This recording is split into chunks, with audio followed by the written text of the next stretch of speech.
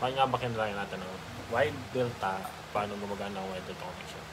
Ang wide delta connection ay unang gagana dito ang Y para makabelo ang motor, at kapag nakabelo na ang motor, dito naman gagana ang delta. Ang delta connection ay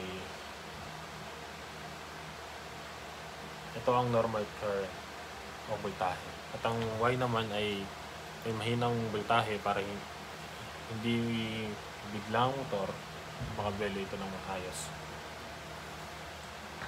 Kapag hindi ginamitan ng Y delta ang mga motor, mga factory, ganyan, ito ay posibleng mag-trip ang mga trigger, at worst case scenario ay masira pa ang mga gamit. Kasi ang Y delta connection ay ito yung kung saan maiwasan natin ng mga peak current ng mga motor. Ang mga motor kasi may mga peak current o yung malakas sa voltahe sa starting point ng motor.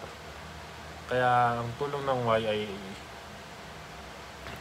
ibibelo nyo muna sa mahinang voltahe para kapag